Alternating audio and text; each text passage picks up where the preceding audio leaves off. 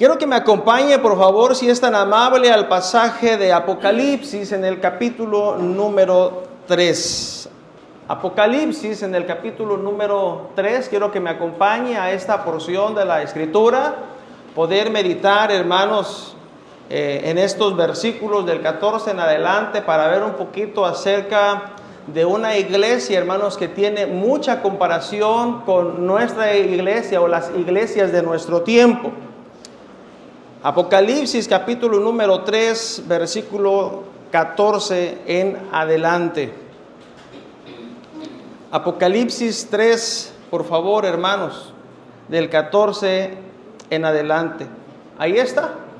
¿Sí? ¿Correcto? Muy bien. Dice la Escritura, hermanos: y escribe al ángel de la iglesia en la Odisea: he aquí el amén, el testigo fiel y verdadero, el principio de la creación de Dios, dice esto: yo conozco tus obras, que ni eres frío ni caliente. Ojalá fueses frío o caliente, pero por cuanto eres tibio y no frío ni caliente, te vomitaré de mi boca. Porque tú dices: yo soy rico y me he enriquecido, y no sabes que tú eres un desventurado, miserable, pobre, ciego y desnudo. Por tanto, yo te aconsejo que de mí compres oro refinado en fuego, para que seas rico, y vestiduras blancas para vestirte, y que no se descubra la vergüenza de tu desnudez. Y unge tus ojos con colirio para que veas. Yo reprendo y castigo a todos los que amo. Sé pues celoso y arrepiéntete. He aquí, yo estoy a la puerta y llamo. Si alguno oye mi voz y abre la puerta, entraré a él y cenaré con él y él conmigo. Al que venciere, le daré que se siente conmigo en mi trono, así como yo he vencido y me he sentado con mi Padre en su trono. El que tiene oído, oiga lo que el Espíritu dice a las iglesias. El tema de esta mañana que quiero compartir, hermanos, es la Odisea, la iglesia tibia, la iglesia de hoy. La Odisea, la iglesia tibia, la iglesia de hoy. Y para comenzar quisiera describir un poco acerca de la ciudad, hermanos, de la Odisea, de parte de allá de Asia. Este lugar, hermanos, la ciudad de la Odisea, fue fundada por Antíoco II, y este hombre había nombrado de esta manera la ciudad de la Odisea a consecuencia, ¿verdad?, de su esposa que se llamaba Laodice, quien según algunos comentaristas afirman que pudo recompensar este honor y este regalo que se le hizo a su esposa. Más tarde lo recompensó envenenándole, según la historia. Algunos comentaristas revelan esto. Pero la Odisea, hermanos, la ciudad de la Odisea fue un gran centro comercial muy próspero. Hubo un tiempo en el cual, hermanos, aunque tenía mucha prosperidad, llegó un suceso que destruyó gran parte de la ciudad. En el año aproximadamente, en los años 60 y 61, hermanos, ocurrió un tremendo terremoto. Y aunque Roma estuvo dispuesto a ayudarle para que pudiera la ciudad nuevamente ser levantada y restaurada, la ciudad de la Odisea, hermanos, no aceptó ninguna ayuda monetaria. Aunque se le concedió exención de impuestos, hermanos, para tratar de ayudarles y tratar de que la gente y los habitantes pudieran reconstruir nuevamente la ciudad, hubo tal orgullo en el corazón a consecuencia de que tenemos muchas riquezas y no necesitamos nada de nadie y nada de nada, hermanos. La ciudad, hermanos, de la Odisea era destacada por tres cosas, y ahí lo vamos a tener en las diapositivas. La ciudad de la Odisea, hermanos, se destacaba por tres cosas. Número uno, por las fructuosas operaciones bancarias y las numerosas transacciones que hacía, hermanos, comerciales. de donde procedía realmente, ¿verdad? De donde procedía la riqueza y la opulencia de esta ciudad. 2, también se destacaba porque ahí, hermanos, tenía una floreciente industria de tejidos, especialmente de una lana negra. Y aparte de las alfombras que podía esta ciudad trabajarlas y todo lo demás, ¿verdad? Tenía una floreciente industria en cuanto a estos tejidos de lana negra. Pero también la ciudad de la Odisea era sede, hermanos, de una prestigiosa escuela de medicina. Sobre todo, ¿verdad?, en el área oftalmológica u oculista. Escuelas importantes como Zeus, como Alejandro de Filetes, que eran instituciones que tenían que ver precisamente con el tratamiento, con el cuidado, con los ojos o con la visión. De alguna manera, hermanos, estas 3 actividades dentro de esta iglesia, estas 3 actividades son aludidas precisamente en el mensaje que el Señor quiere darle a la iglesia. Y se toma de esto no de algo desconocido, sino de algo muy conocido para que ellos pudieran entender la situación en la que ellos se encontraban. En su libro, Domínguez Fernández, hermanos, en la introducción a su libro, una interpretación del Apocalipsis, dijo lo siguiente: el nombre de la Odisea significa el gobierno del pueblo. Presenta el periodo de la historia de la iglesia de 1900 después de Cristo hasta nuestros tiempos. Durante este tiempo, el protestantismo adoptó un tipo de gobierno democrático que no seguía el liderazgo espiritual, de sus líderes. Por lo tanto, rechazó toda autoridad, la autoridad de la palabra de Dios. Y yo pregunto en esta mañana, ¿no estamos viviendo y viendo con mayor intensidad, hermanos, en nuestros tiempos, donde se deja a un lado la autoridad de la palabra de Dios y se empiezan a adoptar filosofías, pensamientos humanistas, y la palabra de Dios es cambiada por todo esto? El resultado, hermanos, se ve en el versículo cuando describe a la iglesia como una iglesia. ¿Cuál fue su característica? Una iglesia tibia y una iglesia espiritualmente insalubre. Una iglesia, hermanos, que paso a paso que estaba avanzando se dirigía solamente a la negación o a la apostasía. Y tan muerta, hermanos, es como la ve el Señor Jesús, tan muerta la ve Jesús, que se ve parado afuera de la puerta. ¿Y qué hace, hermanos? Toca. Y está buscando a aquellos que desean convivir, tener compañerismo, a aquellos que desean cenar con Él. Ya lo leímos, Apocalipsis, y un pasaje que muchas de las veces lo aprendemos, lo utilizamos incluso para testificar. Y dice la Escritura en Apocalipsis capítulo 3 y versículo 20, he aquí yo estoy a la puerta y llamo. Si alguno oye mi voz y abre la puerta, entraré a Él y cenaré con Él y Él conmigo. En esta carta, hermanos, pastoral, la última que se dirige a las iglesias después de hacer un recorrido por todas las iglesias, por Éfeso, por Esmirna, por Sardis, por Tiatira, por Pérgamo, hermanos, por la Filadelfia, ahora concluye en su mensaje hacia esta iglesia. En esta carta pastoral, hermanos, la última de las dirigidas a estas iglesias, Cristo en el versículo número 14 se describe de 3 maneras. Número 1, se describe como el amén. Número 2, se describe como el testigo fiel y verdadero. Y número 3, se describe como, hermanos, como el principio de la creación de Dios. Vamos a ver rápidamente cada una de estas. ¿Cómo es que se presenta el Señor Jesucristo, hermanos, en su descripción a esta iglesia? Primeramente, como el amén. Esta palabra de origen hebreo, hermanos, significa propiamente firme. Significa, hermanos, que es fiel. Significa que es digno de confianza. Y como un adverbio, hermanos, nosotros la utilizamos cuando decimos así es, o así sea, o eso es verdad.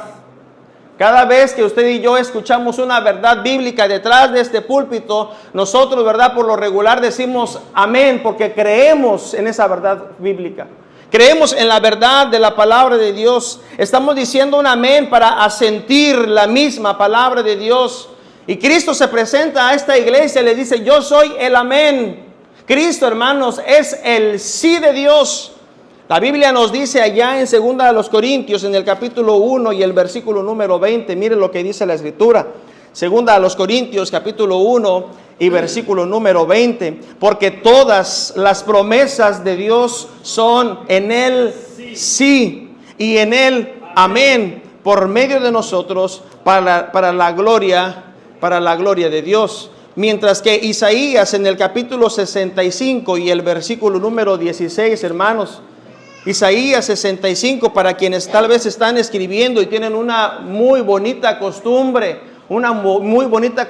de anotar y repasar en sus casas, aquí está otro versículo de Isaías 65 y versículo número 16. El que se bendijere en la tierra, en el Dios de verdad se bendecirá. Y el que jurare en la tierra por el Dios de verdad jurará. Dios, entonces, hermanos, es la verdad. Dios es el sí. En Dios, hermanos, podemos tener esa confianza. Él es el amén. Y de esta manera se presenta el Señor Jesucristo, pero también como el testigo fiel y verdadero.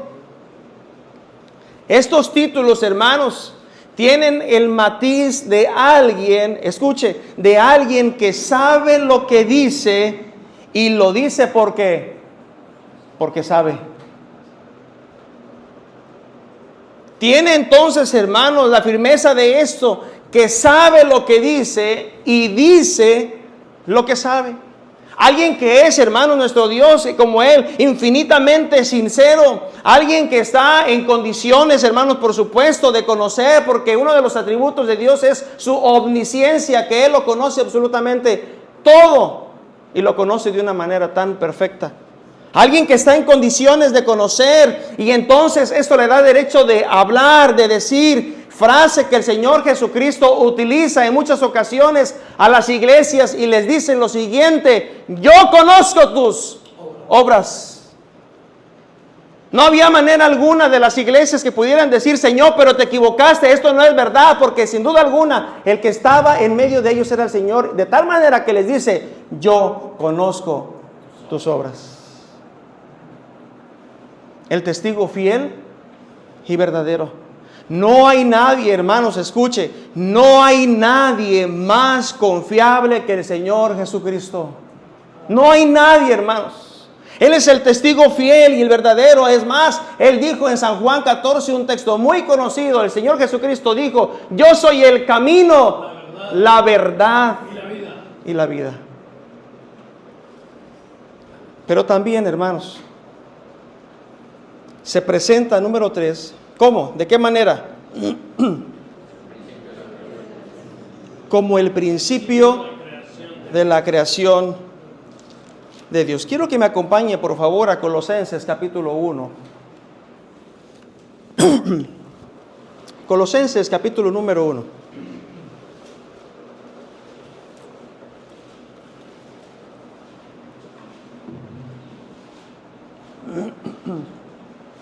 Versículo 15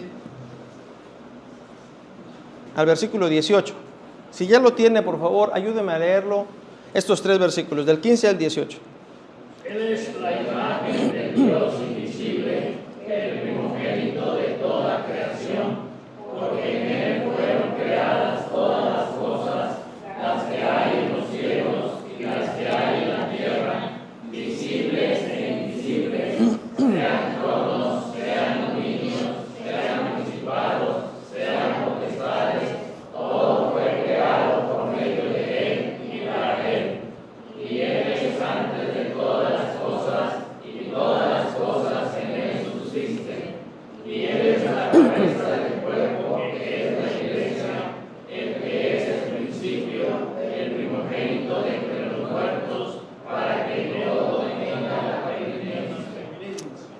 Gracias, hermanos. Hay sectas que creen que el Señor Jesucristo es una creación de Dios.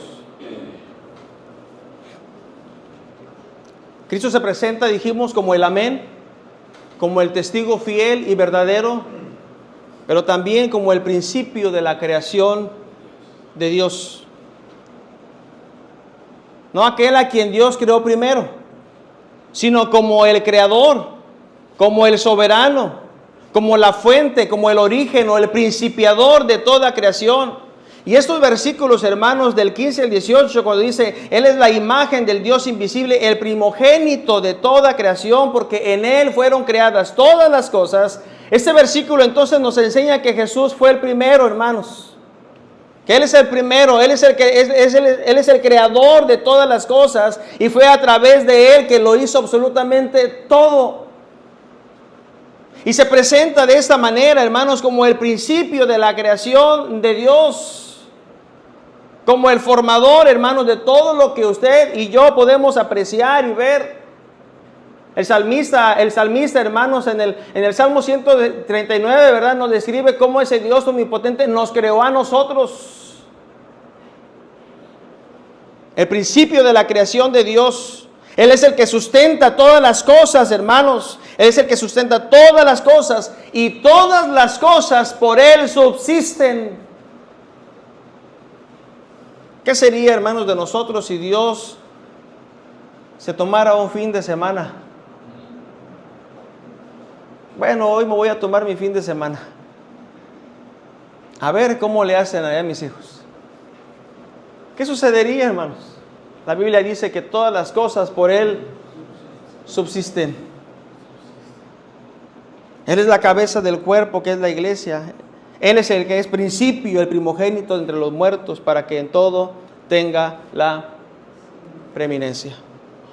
Cristo entonces, hermanos, se describe de esta manera, de estas tres características, se presenta de estas tres formas, como el amén, como el testigo fiel y verdadero, y como el principio de la creación de Dios.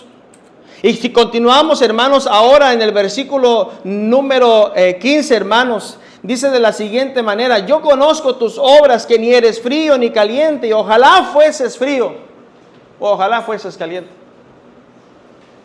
En comparación, hermanos, en comparación con las otras iglesias, es importante resaltar lo siguiente, que a esta iglesia, hermanos, en comparación con las anteriores, como Éfeso, como Esmirna, como Pérgamo, no hay un elogio, no hay una carta de felicitación, no hay razón para poder aplaudirles a esta generación o a esos hermanos que estaban en esta iglesia. No había, hermanos, razón alguna para elogiarlos. Es más, no hay un elogio, pero sí hay una reprensión, hermanos, tremenda hacia esta iglesia. Por ejemplo, a la iglesia de Éfeso se le dijo, ¿verdad? Aplaudimos o aplaudo, te elogio por tu arduo trabajo, por tu paciencia, porque tú no soportas a los malos, porque pruebas a los que se dicen ser apóstoles y los encuentras mentirosos. Te elogio, ¿verdad? Te felicito porque trabajas arduamente, porque sufres y no desmayas, se le dice a esta iglesia de Éfeso. A la iglesia, hermanos, de Esmirna, en el capítulo 2 y el versículo 9, se le dice que tú eres trabajadora, tú te mantienes en una firmeza a pesar del sufrimiento que estás llevando, que eres pobre, pero realmente, espiritualmente eres rica. El elogio que se presenta a Pérgamo, hermanos, en el capítulo 2 y el versículo 13, era porque ellos retenían el nombre de Dios y porque no habían negado su fe en el Señor.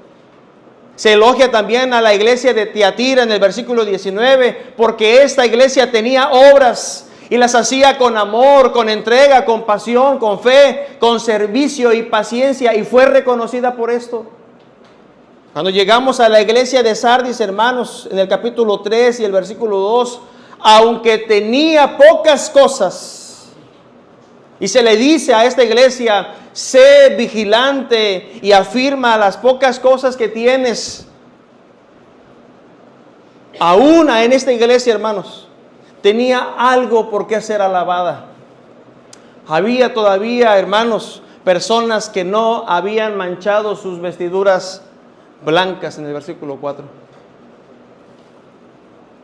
Que tienes pocas personas y andarán conmigo en vestiduras blancas porque son dignas. Pero se le dice a esta iglesia: guarda, acuérdate pues de lo que has recibido y oído y guárdalo y arrepiéntete.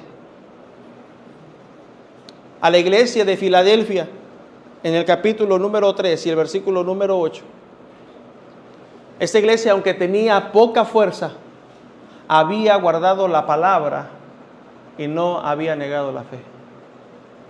Y estas iglesias son aplaudidas. Cristo las reconoce, hermanos.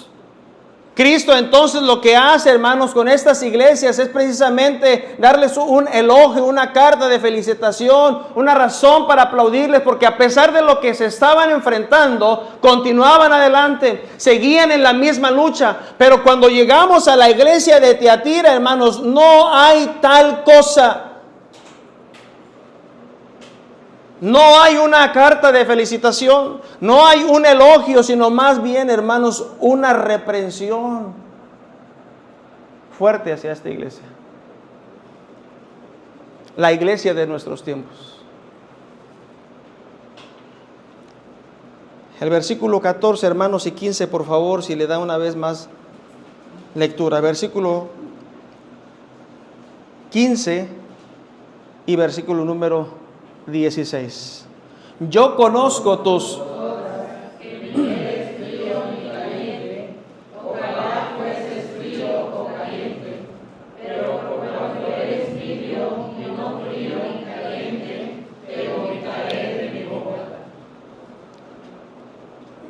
Cristo los reprende, hermanos. Cristo reprende a esta iglesia. Cristo, como el médico, como el doctor, hermanos, le hace un examen. Usted tal vez, sabiendo que tiene una cita con el médico, dice, bueno, la fecha tal me van a hacer unos análisis, van a tomar muestra de sangre, van a ver cómo anda la presión, van a checar cómo anda la glucosa, van a ver cómo anda el colesterol, los triglicéridos y tantas cosas más. ¿Y usted quiere salir cómo? De esos estudios, ¿quiere salir cómo? Bien. Algunos, porque esa es la realidad, algunos dicen, bueno, voy a esforzarme por cambiar un poquito la alimentación para que cuando me haga esos estudios pueda salir bien, ¿verdad? Y algunos se esfuerzan. Algunos se esfuerzan. ¿Y otros? ¿Otros, hermanos? La realidad es que no. Ay, Señor, tú sabes, ¿verdad? Pero tú ayúdame.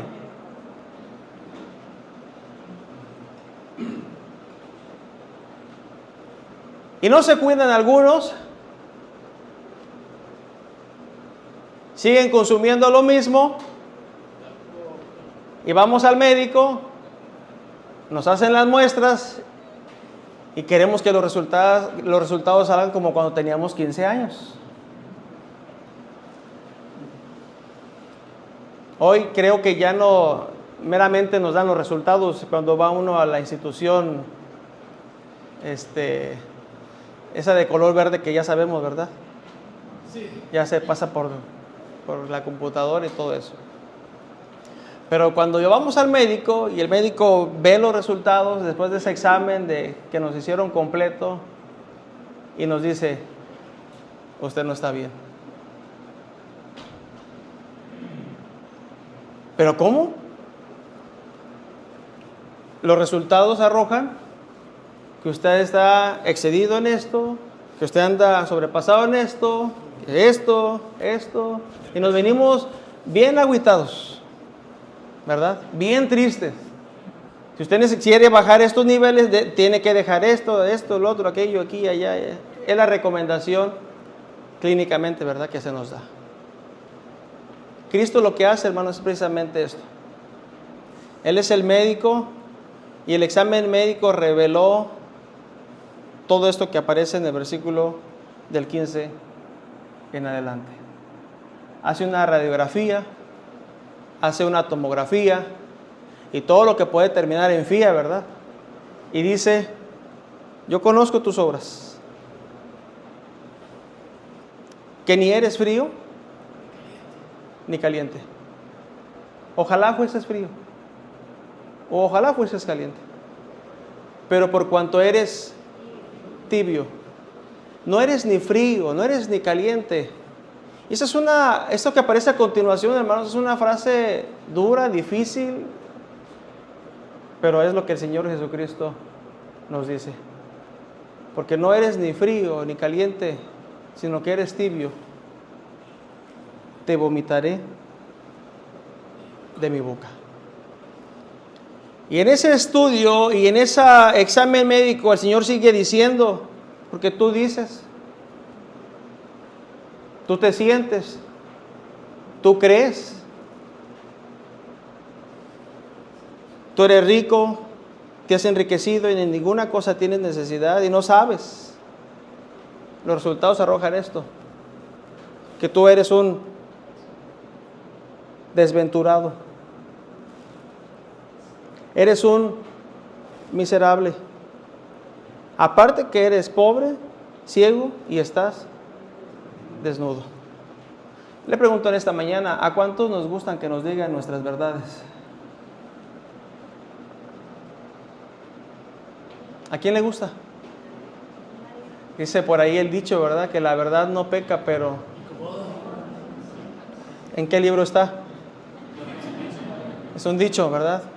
Porque luego se nos va a quedar, no es que en la iglesia nos dijeron esto, por eso decimos, es un dicho, pero tiene mucha verdad, porque no nos gusta que nos digan nuestras, es más, hasta nos enojamos, pero ellos no vinieron hoy. Tú dices, y no sabes que tú eres un desventurado, miserable, pobre, ciego y desnudo. Y Cristo, hermanos, al ver este examen médico hacia esta iglesia, los reprende por 3 cosas. Ustedes si están notando, escriban lo siguiente: fueron reprendidos por ser tibios. Versículo 15 y versículo 16. Fueron reprendidos porque había una tibieza en sus vidas, una tibieza, hermanos. Carol dijo lo siguiente: Esmirna, la iglesia de Esmirna era caliente en su celo, ardía como fuego. Sardis, hermanos, se hizo tan fría como el hielo, pero la iglesia de Laodicea era tibia, no era ni fría, no era ni caliente, no se declaraba resuelta ni abiertamente para nada. Así era la iglesia de de Laodicea. El estado de esta iglesia, hermanos, tenía un significado muy conocido por los habitantes de ahí, porque el agua que la iglesia o la gente de ese lugar, el agua que consumía era traída por tuberías desde Colosas. El agua era traída de Colosas hasta Laodicea. Y en Colosas ellos podían tener aguas frescas, como las del Chavo, ¿verdad? En Colosas, hermanos, había aguas frescas, aguas que refrescaban, pero como eran traídas por tuberías hasta llegar hasta Laodicea, y con estos calores, hermanos, imagínense, ¿qué sucedía? ¿Cómo llegaba esa agua hasta acá? Llegaba tibia.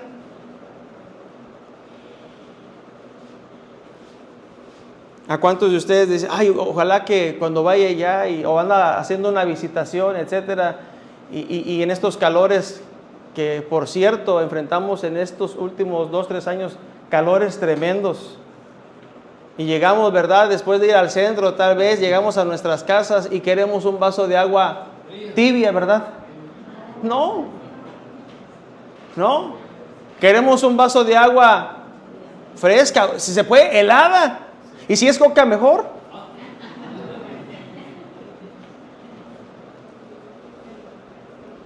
El agua que era traída desde Colosas hasta Laodicea, en todo ese trayecto, las tuberías llegaba tibia. O si el agua era traída de Hierápolis, hermanos, Hierápolis tenía aguas, hermanos, calientes. Hierápolis tenía aguas calientes, y cuando era traída entonces también hacia la Odisea, hermanos, esas aguas calientes llegaban, ayudaban mucho, ¿verdad?, a los ciudadanos, porque el agua caliente ayuda a relajar. Alguna vez fuimos a unas aguas termales y sí, o sea, te ayudan, relajas, estás bien padre, ¿verdad?, y todo lo demás. A tal punto que lo que hace Cristo es tomar esto, hermanos, para hacerles ver la situación que ellos estaban experimentando. Cuando el agua llegaba de Hierápolis a la Odisea, el agua llegaba ya a estar tibia. Y Cristo los compara con esas aguas que por una parte ni refrescaban, pero tampoco esas aguas relajaban. Eran aguas tibias. ¿A cuántos les gustan las cosas tibias? ¿Un café tibio? ¿Un caldo de res tibio? Menos. Pero ¿qué tal una agua de limón con pepino bien fría? O un agua caliente, perdón, un café en temporada de esos de invierno, ¿verdad? Calientito, aunque sea con pan.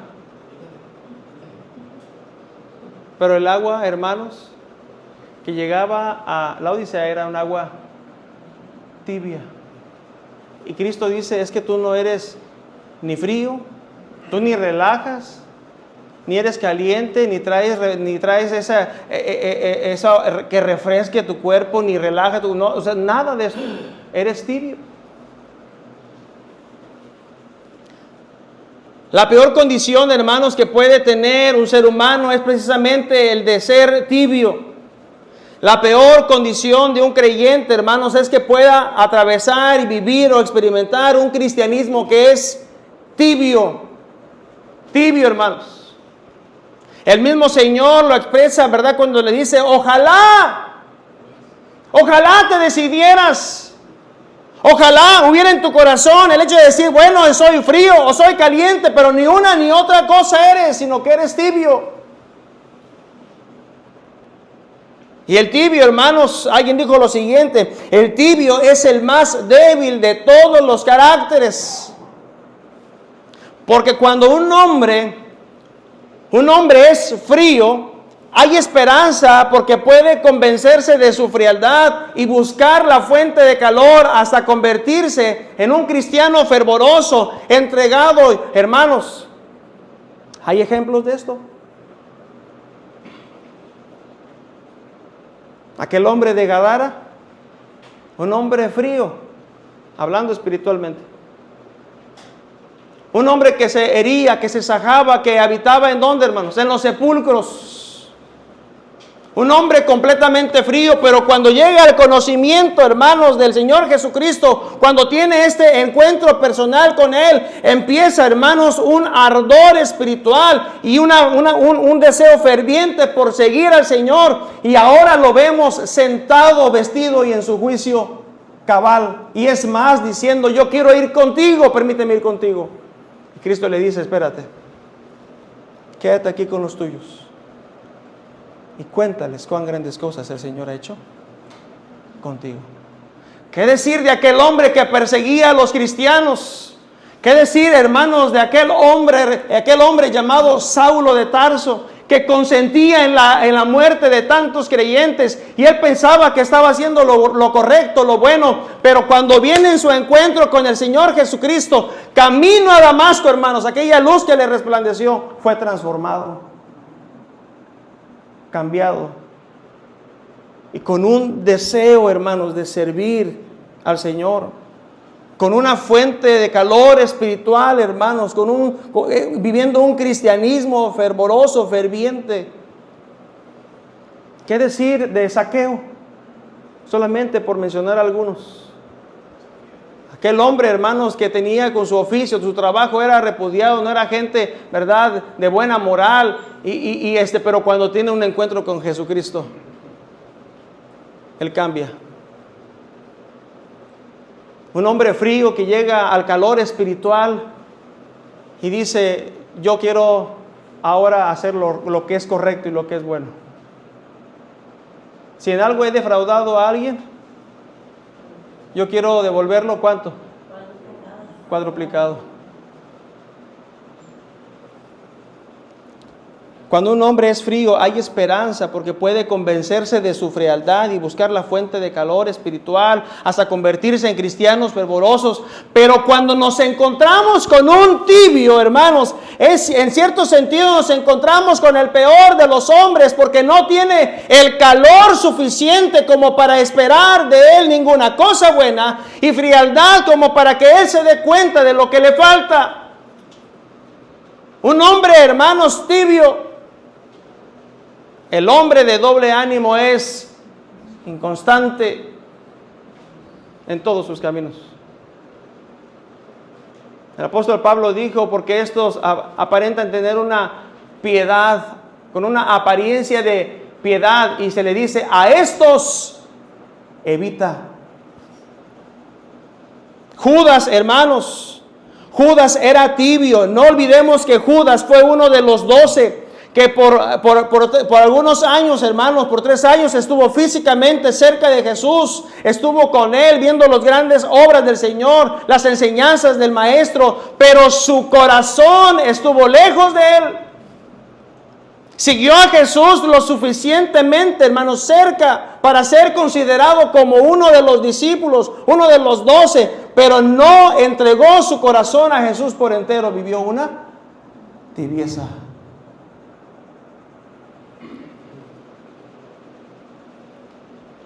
Los tibios han tenido la experiencia de poder llegar al alcance del fuego santo, pero sin ser calentados y hechos fervientes. Solamente tienen una religión para calmar su conciencia, su seguridad, su orgullo farisaico, hermanos.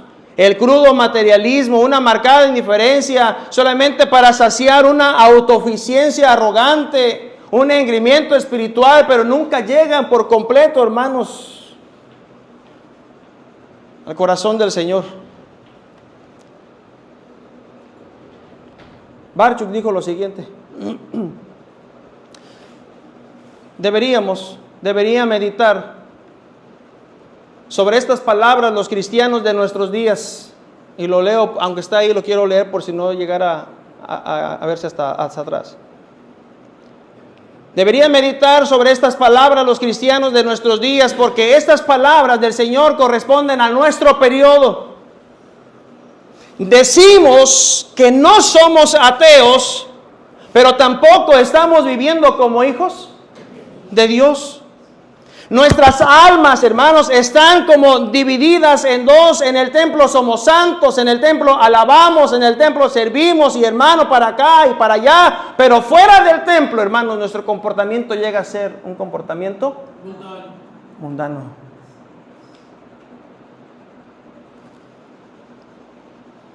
Debido a que no se puede servir a Dios y a Mamón, las almas así están entonces como, hermanos, divididas. Se han enfriado, hermanos, para Dios, mientras que se inclinan cada vez más hacia la idolatría. Tales creyentes entonces no pueden ser agradables a Dios. Los tibios son los que claudican entre dos opiniones. ¿Se acuerda lo que dice la Escritura en el primer libro de los Reyes? En el capítulo número 18, cuando Eliseo estaba con los profetas falsos. Primer libro de Reyes, en el capítulo número 18 y versículo número 21.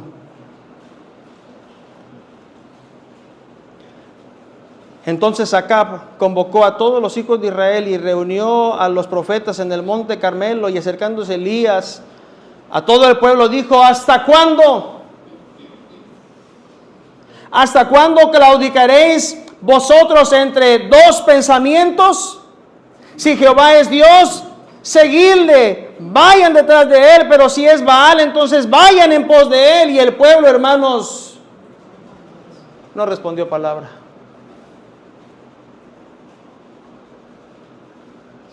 El pueblo no respondió palabra.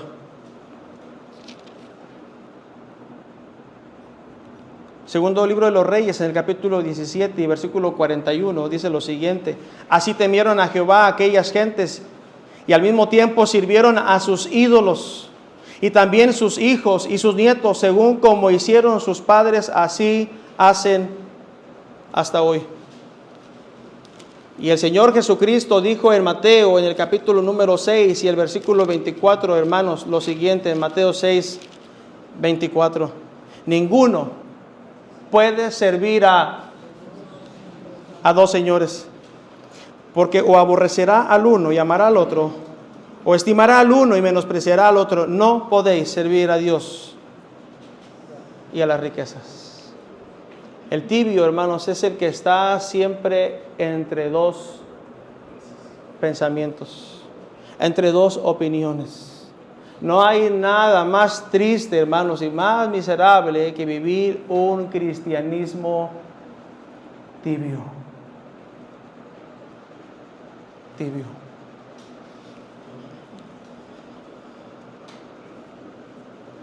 Algunas iglesias o vidas de creyentes, con sus hechos, con sus acciones, hacen al Señor, voy a utilizar esta palabra solamente para aplicarlo. Algunas iglesias o vidas de creyentes hacen al Señor llorar, otros lo hacen irritarlo, pero la iglesia de Laodicea en el capítulo 3, lo que producía en el Señor, hermanos, era vomitar.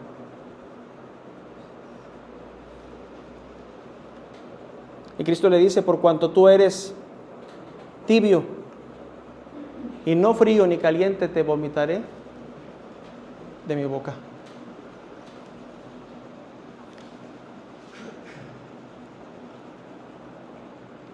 En el mundo antiguo,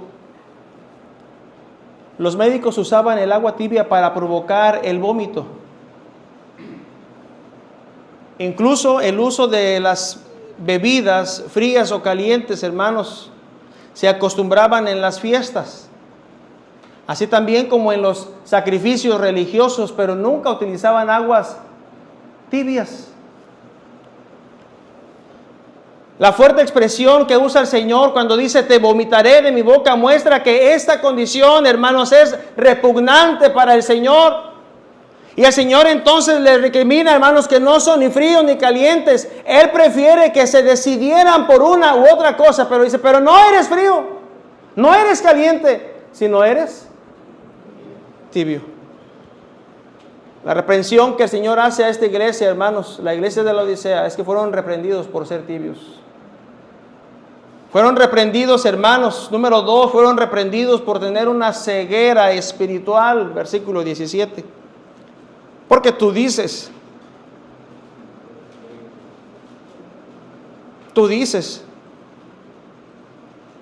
yo soy rico y me he enriquecido y de ninguna cosa tengo necesidad.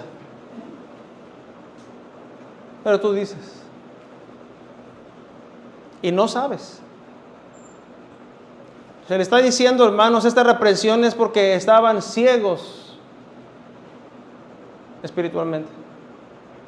El peor de los ciegos, dice aquel coro que cantamos, el peor de los ciegos es aquel que teniendo, ¿qué cosa?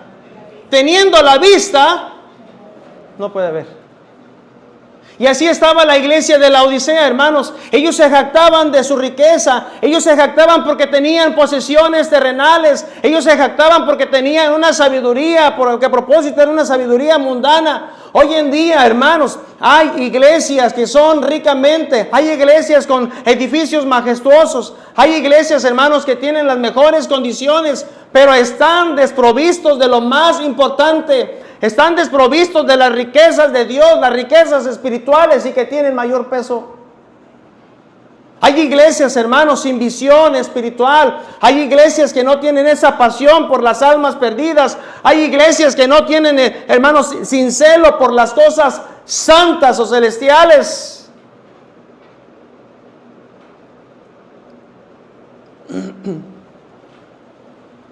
Hay iglesias que se manejan bajo el título, ven así como eres. Ven tal como eres.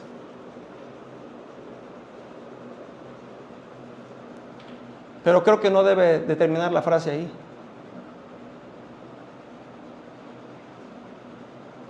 Debe haber una, ¿qué, hermanos? Una transformación. Es cierto que Jesús llamó a todos, hermanos. Y la invitación de Cristo es para todos, porque Dios quiere transformar sus vidas.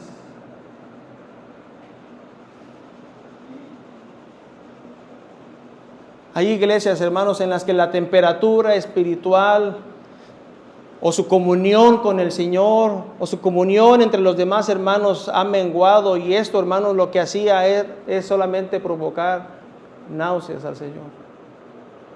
Desprovisto de lo que realmente tiene peso, hermanos. Iglesias que no tienen realmente esa riqueza espiritual que el Señor está dispuesto a dar. Esta iglesia, hermanos, nos presenta entonces un retrato, hermanos, fiel de muchas iglesias actuales, hermanos, de nuestro tiempo. Iglesias tibias.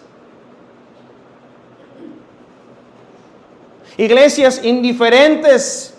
Iglesias, hermanos, apóstatas, en las que las opiniones, las ideas y los pensamientos de los hombres tienen mayor peso que la palabra del Señor. Y Dios le dice, son iglesias tibias. Lea por favor el versículo 19. Yo reprendo y...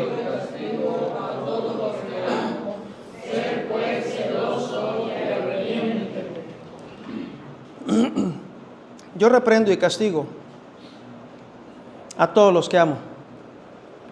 Y quiero resaltar esta frase que aparece a continuación. Sé pues celoso. El deseo de Cristo, hermanos, es que ellos sean celosos. Esta palabra que aparece en el versículo 19, celoso, significa ser caliente o ardiente.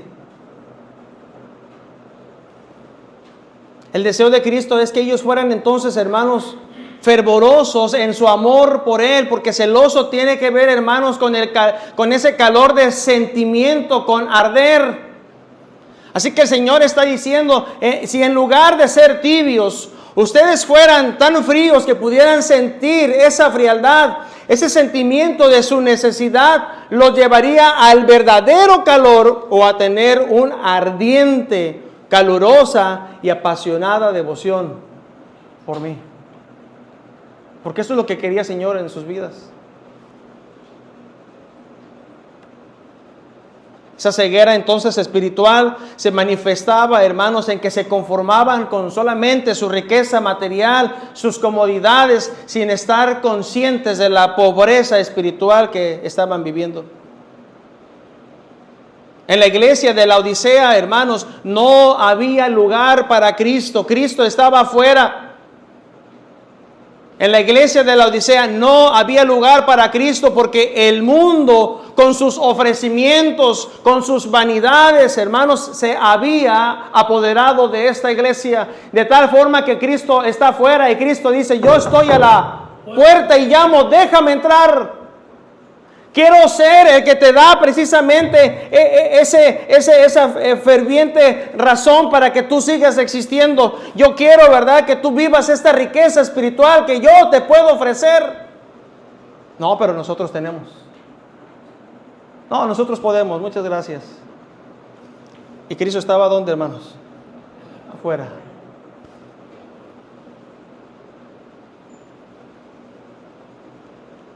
Ellos ponían su confianza en lo que tenían, en los lujos, en la salud, en la prosperidad, en lo material. Y ellos sentían que no necesitaban de nadie. Y como aprendimos el día miércoles, el salmista decía, mi alma necesita de ti. Tú eres el único que puede saciar mi sed y mis necesidades. Y esta iglesia decía, no necesitamos de Dios. Fueron reprendidos, número 3. por su estado carnal. No olvidemos, hermanos, la omnisciencia de Dios. Él conoce todo. Cristo utiliza palabras muy fuertes para describir a cada uno de los miembros, hermanos, de esta iglesia, y les dice que son desventurados, que son miserables, que son pobres, que son ciegos y aparte que están desnudos. Se creían prósperos en sus negocios, se creían autosuficientes, que no necesitaban de nada ni de nadie. Se creían ricos hasta la opulencia, creían tener buena vista espiritual, buena condición espiritual. Era una ciudad, como ya dijimos, famosa por sus colirios y sus prestigiosas oculistas, hermanos, sus centros. Pero el Señor les hace notar que se engañan a sí mismos, que la terrible y triste situación, hermanos, es que ellos eran ciegos, que no se percataban de su lamentable estado espiritual, siendo una ciudad famosa también por su industria en la lana, con lo que podían cubrirse con costosas vestiduras. El Señor les hace ver que están completamente desnudos, espiritualmente desnudos, dejando al descubierto entonces solamente su vergüenza y su desnudez. Y los reprende por esas tres cosas. Mire lo que aparece después en el versículo 18. Después del examen médico, Cristo les dice y les hace un llamado. Versículo 18 les dice: por tanto, yo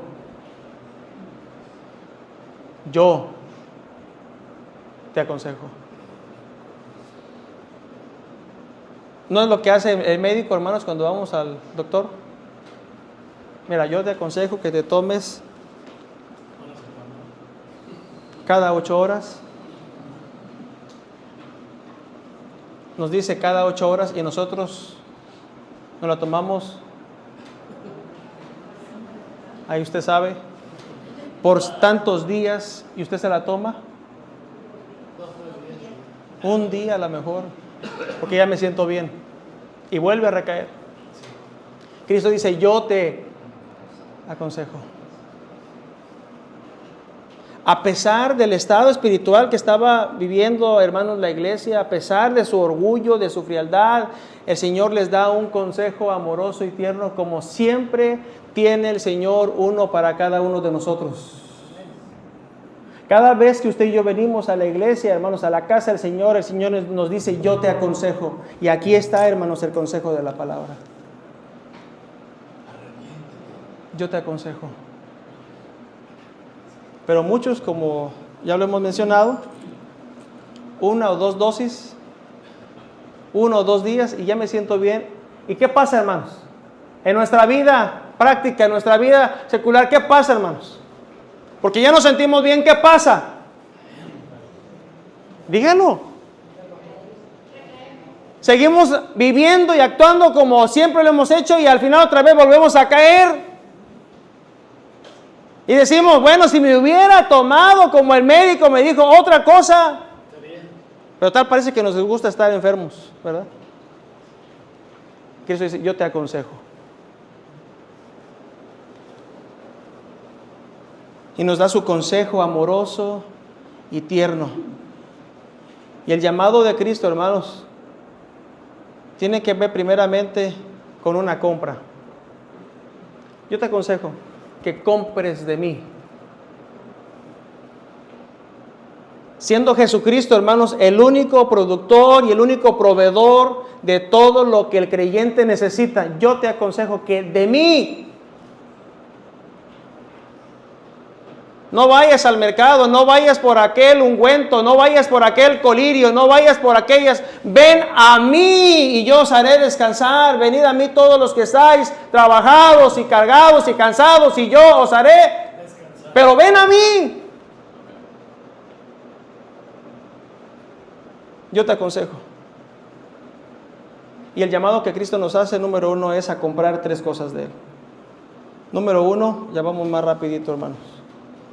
Oro refinado en fuego, vestiduras blancas y colirio para tus ojos. oro refinado, hermanos, por el fuego del Señor, vestiduras blancas del Señor y el colirio para tus ojos, que es un colirio celestial y santo. De tal manera que así como el oro es pasado por el fuego para su purificación, el Señor quería que vinieran a Él para que pudieran ser entonces refinados, procesados, que las impurezas de su vida quedaran eliminadas por completo, hablando de su orgullo, hablando de su autosuficiencia, hablando de su prosperidad, hermanos. Él decía, ven a mí, yo quiero purificarte. Yo quiero que seas un oro limpio, puro, santo. Pero necesitas venir a mí y comprar de mí. Vestiduras blancas, porque Él quería cubrir la vergüenza de su desnudez. Las ropas blancas, hermanos, que son símbolo de la justicia de parte de Dios. Y también, hermanos, que pudieran ungir sus ojos con colirio. Un colirio especial. Un colirio celestial que les daría la visión espiritual, hermanos.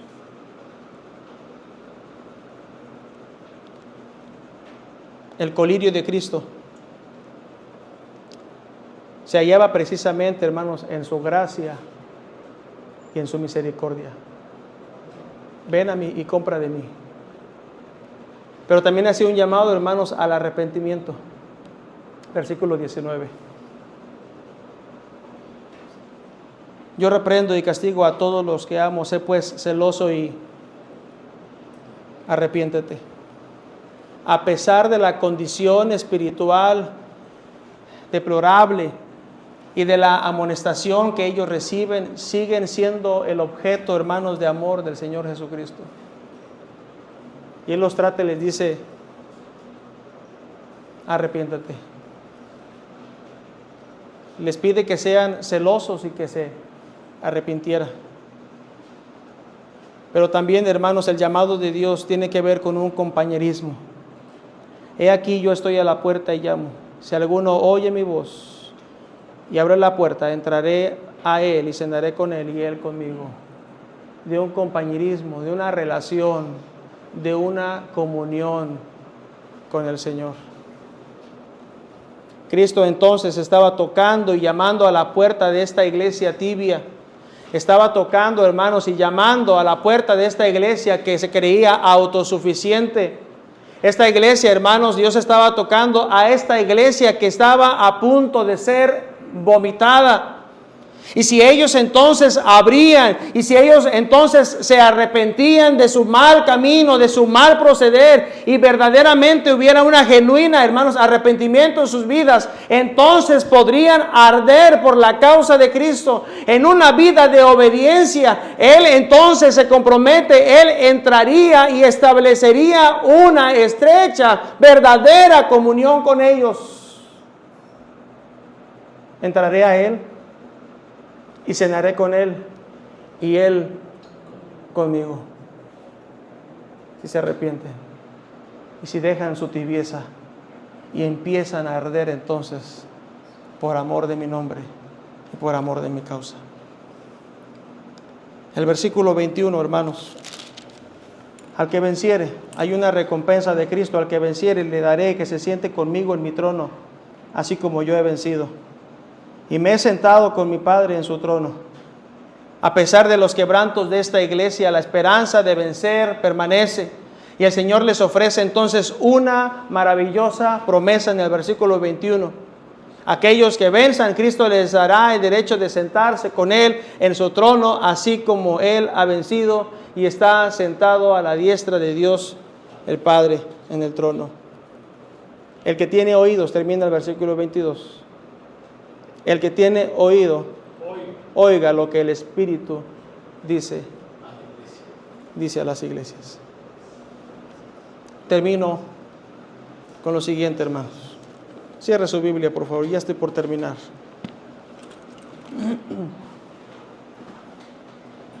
Conclusión. Si Cristo se quedaba afuera, entonces no podría existir un compañerismo. ellos no entonces tendrían una riqueza espiritual verdadera. Pero con Cristo en el corazón, hermanos, se puede dar, por supuesto, con Cristo se da un maravilloso compañerismo del cual muchos de nosotros hemos disfrutado, amén. Un maravilloso compañerismo. Y la facultad de compartir la excelsa gracia del Señor. Si Cristo entonces está. Pero si Cristo no está, no puede haber tal compañerismo. Efesios capítulo 2 nos habla de nuestra vida en Cristo, hermanos. No había compañerismo.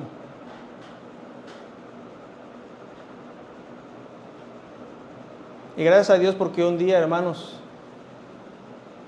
cuando tuvimos un encuentro personal con Jesucristo, empezó una nueva vida, un cambio. Ya no somos enemigos, somos amigos. Y hay un compañerismo, una comunión con el Señor. Pero si en esta mañana usted está entre nosotros y jamás ha tenido un encuentro con Jesucristo, déjeme decirle que usted no tiene un compañerismo. No tiene salvación y no tiene vida eterna. Pero hoy puede tener un compañerismo con el Señor. Hoy puede iniciar una nueva comunión, una relación nueva de compañerismo y de comunión con el Señor. Pero también preguntarle a usted, hermano o hermana, que ya tiene un compañerismo con Cristo. ¿Cómo está ese compañerismo? ¿Cómo está nuestra relación o nuestra vida espiritual en compañerismo con el Señor? ¿Frío? ¿Caliente? O tal vez estamos llevando un compañerismo muy tibio con el Señor. ¿Por qué no decide hoy en día ya no comprometerse más con el mundo y con lo que el mundo puede ofrecer? Porque primera de Juan dice que el mundo pasa y sus deseos. ¿Por qué no comprometernos y entregarnos realmente, hermanos? Y vivir un cristianismo que arda por el Señor, por la obra de Dios. Porque el que hace la voluntad de Dios permanece para siempre. Cristo le dice a esta iglesia que se arrepienta de su tibieza, que le ruega a Dios para que le quite de su corazón el amor a lo que este mundo ofrece, que pueda rendirse por completo, por entero, de una vez y por todas. Ya no claudicar entre dos pensamientos. ¿Sabe qué es lo que aparece en el capítulo 4? Mire, no lo busque, solamente quiero mencionarlo para terminar. El capítulo 4 de Apocalipsis dice lo siguiente: después de esto miré, y aquí una puerta abierta en el cielo, y la primer voz que oí como de trompeta hablando conmigo dijo: sube acá, y yo te mostraré las cosas que sucederán después. ¿Sabe lo que significa esto? ¿Sabe lo que significa, hermanos? Es el rapto.